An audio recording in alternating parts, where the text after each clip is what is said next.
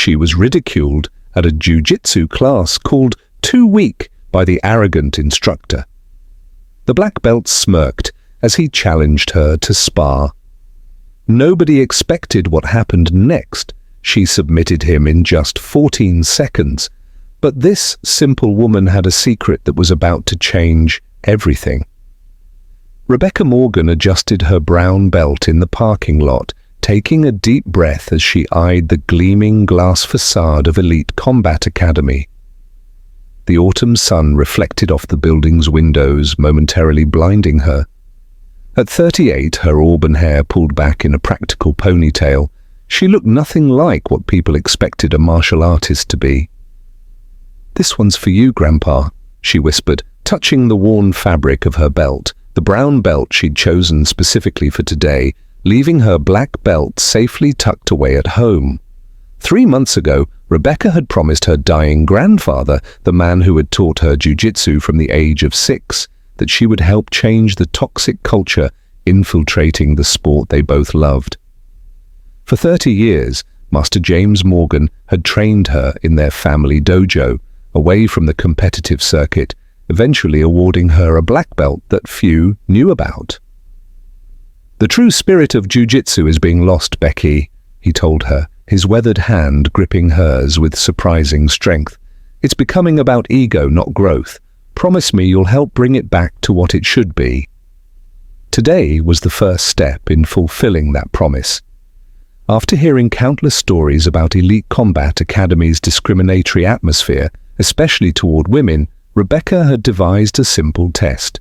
She would enter as a newcomer to the area, claiming to be a brown belt, and document how she was treated. She'd done her research. The head instructor, Gabriel Torres, had a reputation for building champions through what he called aggressive weeding out. His social media was filled with videos of intense sparring sessions that often crossed the line into bullying. As she gathered her gym bag from the passenger seat, Rebecca's phone buzzed. It was a text from her best friend, Sarah. "Camera ready in the locker room. Good luck." Sarah, already inside posing as a regular member, would capture video evidence of whatever transpired. They weren't looking to shame anyone publicly. The footage was for a presentation Rebecca was preparing on inclusivity in combat sports. With one final glance at the photo of her grandfather tucked into her wallet, Rebecca squared her shoulders and walked toward the entrance. Her heart rate remained steady. A lifetime of training had taught her to control her nerves. "Remember," she told herself, "this isn't about winning or proving anything. It's about exposing the truth." As she pulled open the heavy glass door, the sounds of bodies hitting mats and the distinctive smell of athletic tape and sweat washed over her. She approached the front desk, where a muscular young man barely glanced up from his phone. "I'm here for the advanced class," Rebecca said, her voice confident but unassuming. "I just moved to the area." The test had begun. The receptionist gave Rebecca a once-over, his skepticism barely concealed. "Advanced class is for brown and black belts only," he said, eyeing her worn GI and humble demeanor. "I'm a brown belt," Rebecca replied evenly, gesturing to her belt. "Trained for about 15 years. He raised an eyebrow, but nodded toward a clipboard. "Sign the waiver. Locker rooms are through there. Class starts in 10 minutes. Rebecca signed, using her mother's maiden name, Rebecca Collins, maintaining her anonymous status. As she made her way to the women's locker room, she noticed how impeccably equipped the facility was. Competition-grade mats, strength training equipment, and walls adorned with medals and photos of champions. Inside the locker room, Sarah pretended not to know her, focusing on tying back her blonde hair while speaking in hushed tones. "Torres just arrived. He's in rare form today. Already made 2 guys sit out for insufficient intensity during the intermediate class." Rebecca changed quickly, securing her brown belt and removing all jewelry except for a simple wooden bracelet, her grandfather's gift when she earned her black belt. She noticed a few other women preparing for class, all noticeably muscular and wearing expressions that suggested they had something to prove. New face. A tall woman with a purple belt approached. "I'm Dana." "Rebecca, just moved here. Thought I'd check out the local scene." Dana's smile didn't reach her eyes. "Word of advice, Torres doesn't think much of female practitioners above blue belt unless you've meddled nationally. Claims we lack natural aggression, so be prepared." "Thanks for the heads up," Rebecca replied carefully, keeping her expression neutral despite the inner spark of anger. When Rebecca stepped onto the mats, the atmosphere shifted perceptibly. The dozen or so advanced students, predominantly men, eyed her with expressions. "Well, what do we have here?" Torres said, loud enough for everyone to hear. "Ladies' self-defense class is on Thursday, sweetheart." Several students chuckled. Rebecca maintained her composure, bowing formally. "I'm here for the advanced class. Brown belt, 15 years of training." Torres's smile widened, revealing perfect white teeth that contrasted with his calculating eyes. "Is that so? Well then, let's see what you got." "Line up by rank," Torres barked, and the students scrambled into position. Rebecca took her place among the other brown belts, all men, all at least 30 pounds heavier than her. Sarah, stationed in the corner with her phone inconspicuously angled toward the class, caught Rebecca's eye briefly. The camera was rolling. "Today we're working triangle escapes," Torres announced, scanning the line. "I need someone to demonstrate." His eyes landed on Rebecca with deliberate slowness. "Our new friend can help me." Rebecca stepped forward, maintaining a neutral expression. This was standard procedure using newcomers as demonstration partners, but the glint in Torres's eyes suggested he had more in mind than just demonstration. "So you claim 15 years of experience?" Torres said, as they faced each other in the center of the mat. "Where did you train?" "Morgan Jiu-Jitsu Academy," she replied honestly. "Her grandfather's home dojo." Torres frowned. "Never heard of it. Competition record?" "None," Rebecca admitted. "My teacher believed in jiu-jitsu as self-improvement, not sport." A few snickers rippled through the class. Torres didn't bother hiding his contempt. "Ah, one of those spiritual journey types. Well, this is an academy that produces champions, not philosophers." Without warning, Torres shot in for a takedown. Though she could have easily countered it, Rebecca allowed herself to be taken down, maintaining her cover while still displaying competent defense. "See that, everyone?" Torres addressed the class while establishing side control. A real brown belt would have sprawled properly. This is what happens when you train at strip mall dojos. The insult to her grandfather's teaching stung, but Rebecca reminded herself of the purpose of this test. She made a technical escape, not too flashy, but solid enough to earn respect from a fair instructor. Torres, however, wasn't impressed. "Lucky move," he muttered, then louder, "Let's try something else."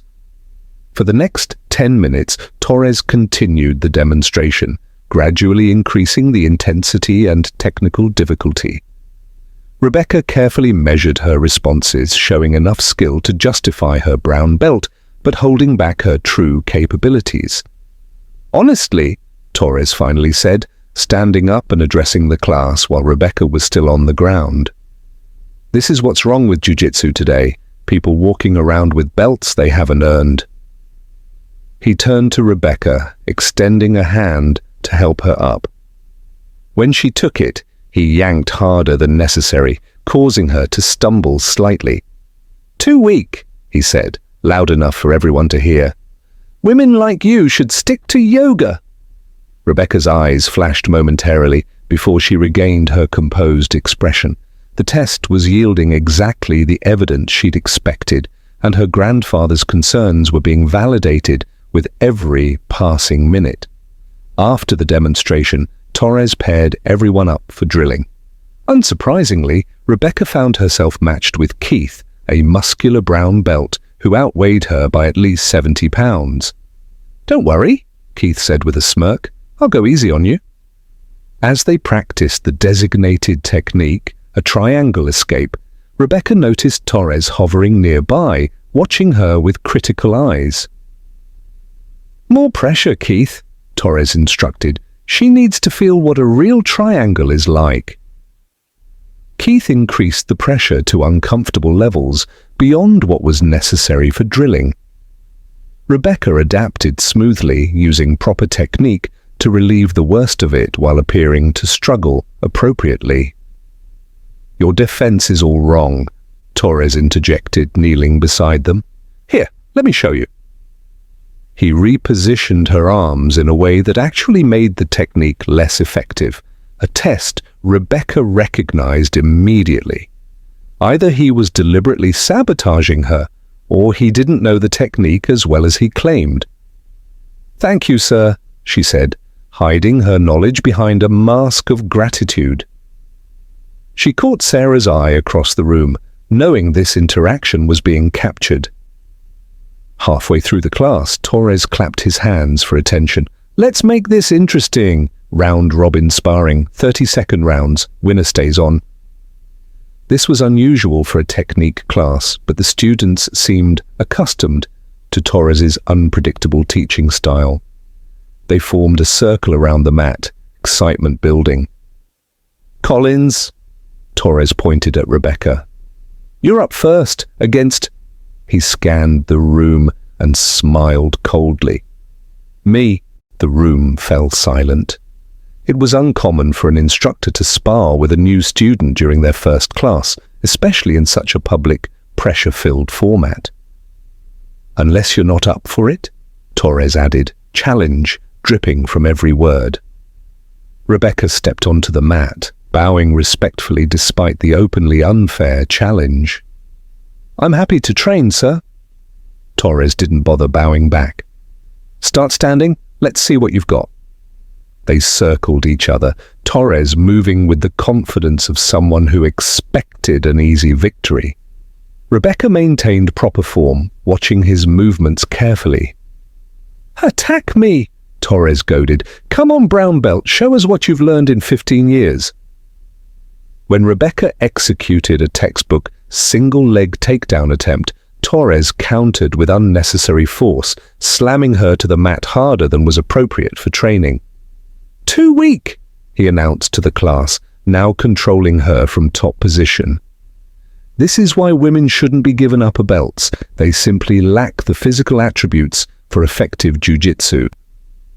As he transitioned to a kimura grip, applying pressure to Rebecca's shoulder, a dangerous glint appeared in his eyes. He was going too far, too fast, with someone he believed couldn't defend properly. Rebecca knew she had a decision to make.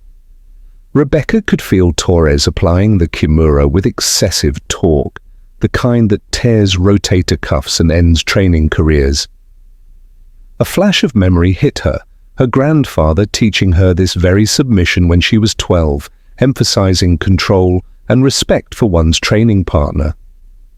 Jiu-Jitsu is about using leverage to overcome strength, Master Morgan would say, but with that power comes responsibility.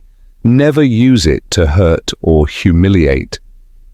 Torres was doing precisely what her grandfather had warned against, using technique as a weapon for ego rather than as a tool for growth.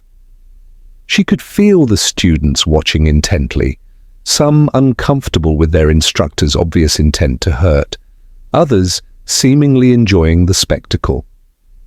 Through the corner of her eye, Rebecca saw Sarah shift position, ensuring she had a clear view of what was unfolding. The evidence was being recorded, but at what cost? If Rebecca continued her charade, she risked actual injury. "Tap!" Torres growled, cranking the submission harder. "Unless you're too proud." Rebecca made her decision in that split second. This had gone far enough.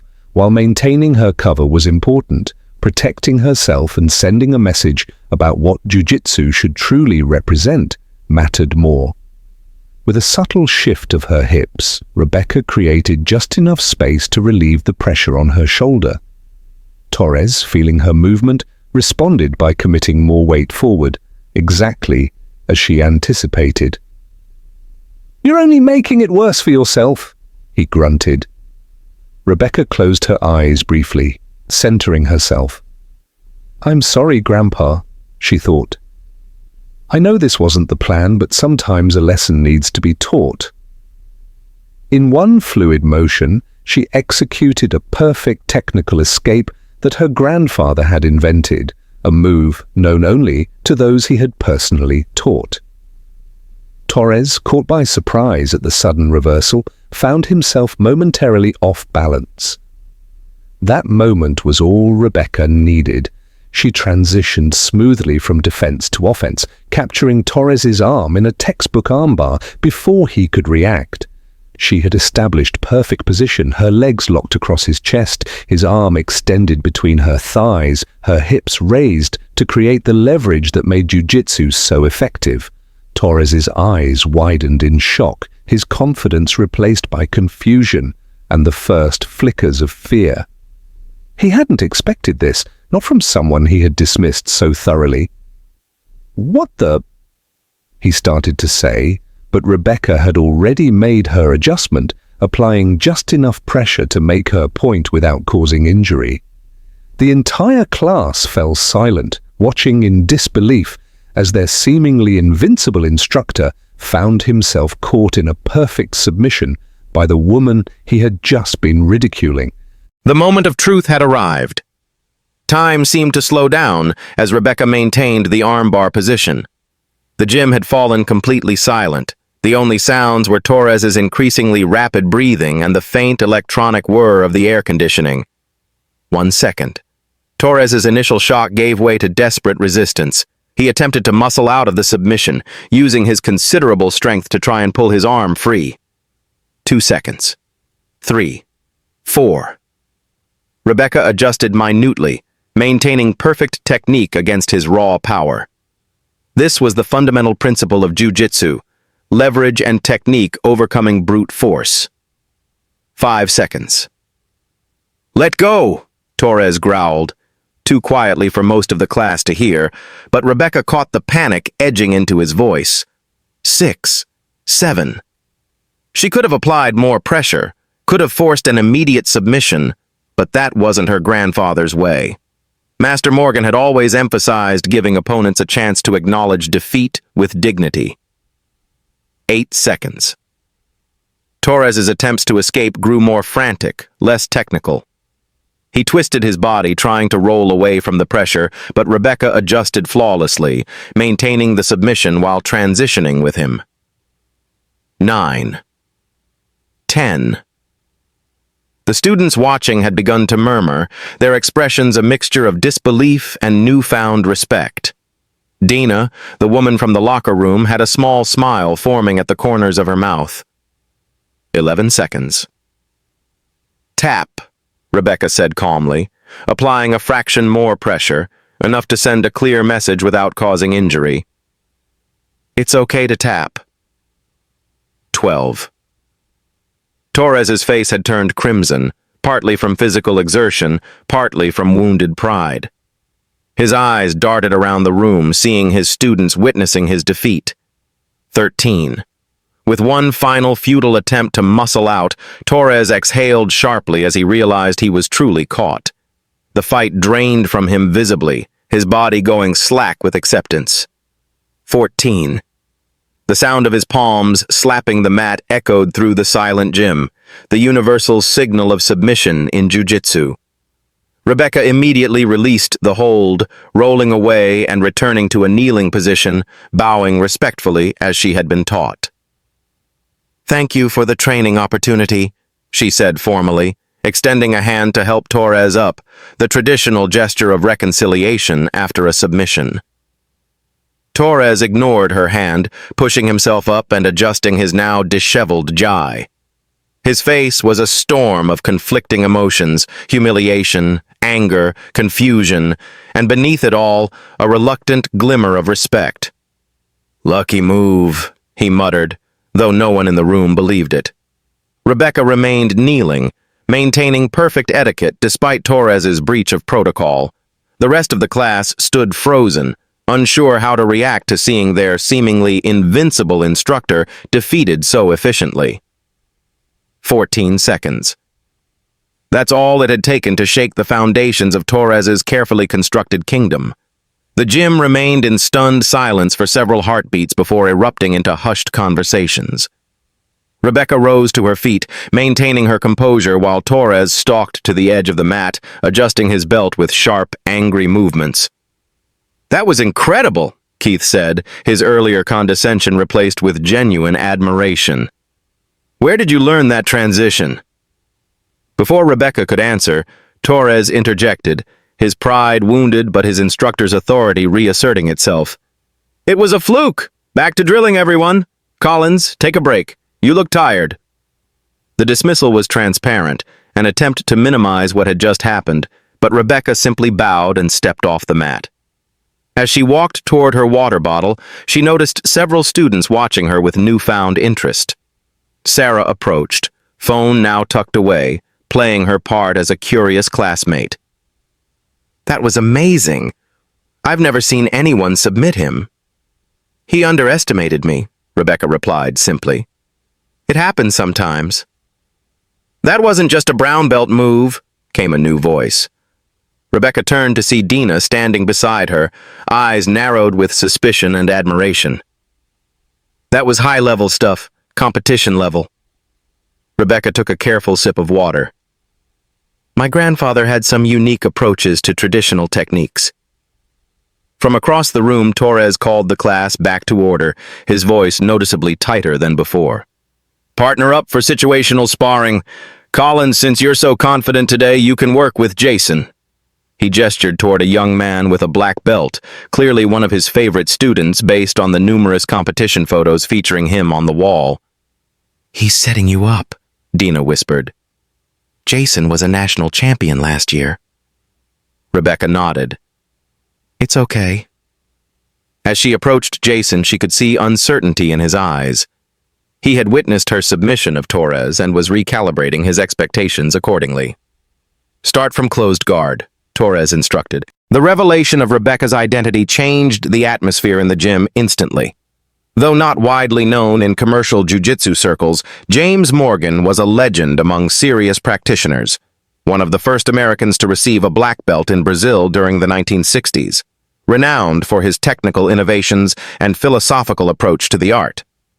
James Morgan refused to commercialize his knowledge, Torres said, his tone now carrying reluctant respect. He turned down millions to keep his teachings private. He believed jiu-jitsu was about personal growth, not profit. Rebecca replied evenly. Torres studied her with new eyes. "So, the brown belt was my choice today. I earned my black belt 15 years ago." A ripple of whispers spread through the students gathered nearby. Sarah, still recording discreetly, captured it all. "But why come here like this?" Torres asked, genuine confusion replacing his earlier hostility. Rebecca took a deep breath. This was the moment her grandfather had prepared her for, the opportunity to speak truth to the very attitudes threatening the art they loved. "My grandfather died 3 months ago," she began, her voice steady despite the emotion behind her words. "His last wish was for me to help preserve what jiu-jitsu truly stands for: respect, technical excellence, and using strength to protect, not dominate." She gestured around the gym.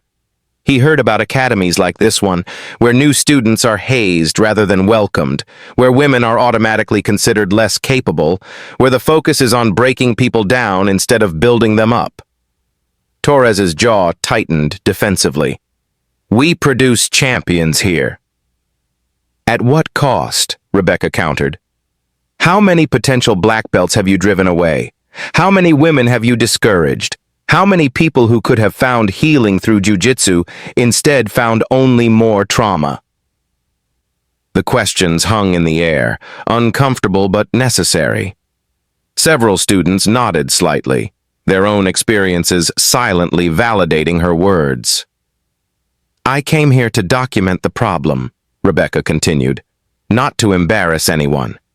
This test, coming in as a brown belt, was to experience firsthand how newcomers are treated.